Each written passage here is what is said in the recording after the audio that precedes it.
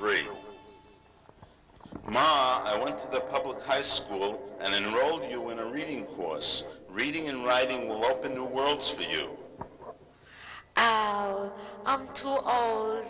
I can't learn. But Ma, you speak 7 languages and understand the opera. It wouldn't be hard for you to learn how to read and write. Goodness helping.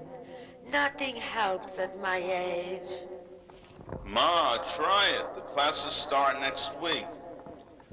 All right, Albert, but I don't want you to waste your money. Ma, there's so much you can do when you can read. Grandma was very strong-willed and headstrong, but she went along with the classes, and she was right.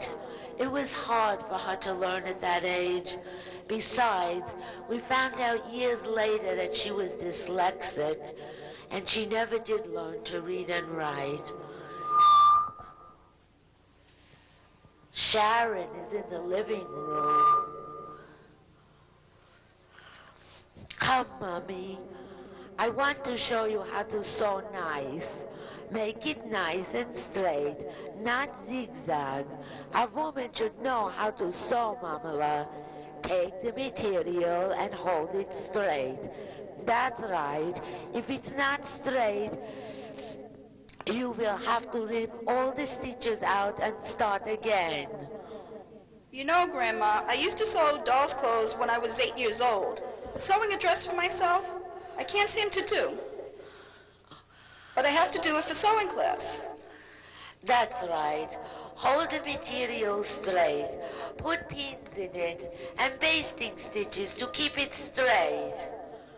Grandma picks up the baby Claire. Fat, your diaper needs a change. Grandma, I know Aunt Sarah and Vicky sewed their own clothes without a motorized sewing machine, just the foot pedal one. I wonder how they did that. Maybe I should go back to making dolls' clothes. This is impossible. Where there's a will, there's a way.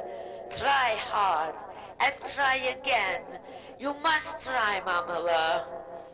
I remember in the 5th grade when we had show and tell. I made an ice skating costume for my Ginny doll and showed it in class. But another girl's sister made a doll outfit that looked more professional than mine.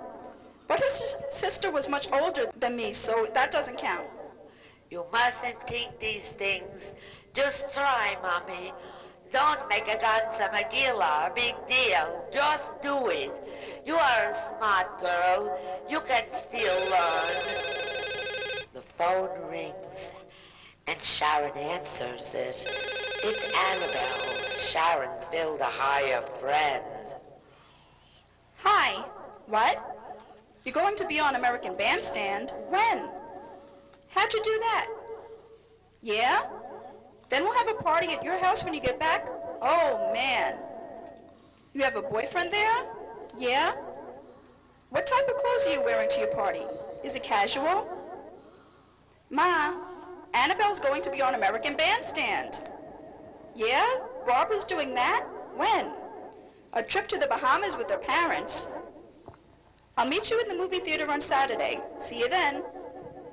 Young lady, don't use those types of words here. What words? Oh, man, where did you learn to talk like that?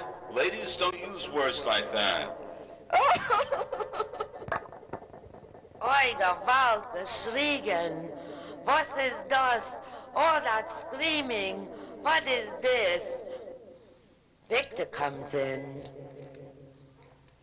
Well, I did my newspaper route today. I'm through for the day. You know, the worst part about this job is canvassing. I hate going out there and trying to get customers. It makes me feel uncomfortable. Don't be a coward, darling. Act natural. And don't be frightened. Grandma, this job is dangerous. Bullies try to steal the money I get for selling newspapers. Don't be frightened. Tell them to leave you alone. Act like a man. You know what a bully is. You can avoid them. Yes, but it's hard. Well, I'm going to play with Chucky now.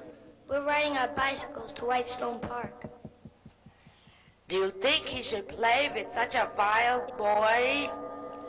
I trust him, Ma. He's smart and doesn't cause me problems.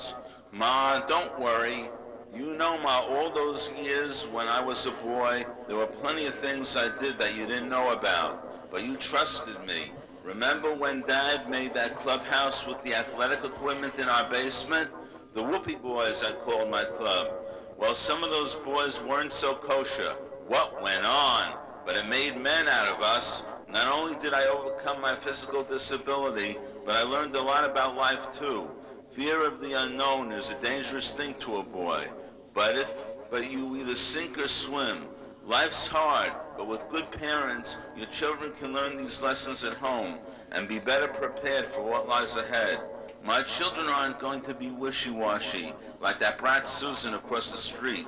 I'm training them that life isn't easy, and at the same time, watch them when they fall, and I don't pity or pamper them. They must learn to have intestinal fortitude and not give in to fear and pity. I worry more about Sharon, who seems to give in to her emotions and temptations. Life is serious, and Sharon is a bit flippant. I try to talk to her and steer her in the right direction. She has a big heart. I think she even wants us to adopt one of her friends that she feels sorry for. She gets taken advantage of by some of her more manipulative friends. I wish I could get her interested in sports to keep her occupied. I'm going to give her tennis lessons. We didn't have enough money for ballet lessons twice a week. I'm going to get her to the Y for swimming and judo classes. Es ist Schande für die Kinder. It's a shame for the children. The Kinder hat nicht gern dahin. The children have no authority. Es macht mir aus. It matters to me. To them, a Welt. They should have joy and be proud of themselves.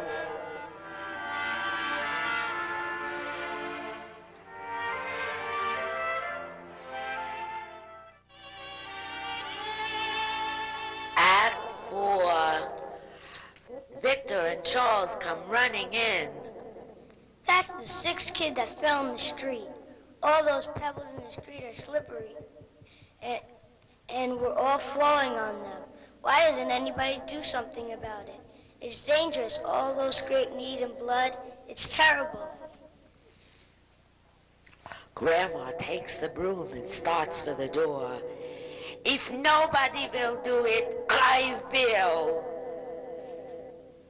And yes, to be expected, Grandma swept the whole dead-end block so the children could play without slipping on the gravel. Grandma spent a few more years with us, and we tried to find her a roommate, but their relationships fell apart. Eventually, she got a basement apartment, and then wound up in a nursing home, where she died at 95 years old.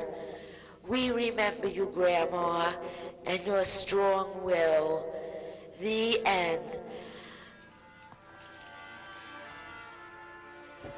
We hope you liked our play, and now we'd like to introduce the voices of our characters. Grandma, Linda Beanstalk; Albert, Jeffrey Beanstalk; Helen, Kerry Katana; Victor, David Noble; Charles, David Noble; Sharon, Andrea Page; TV announcer, Jeffrey Beanstalk; and narrator, Linda Beanstalk.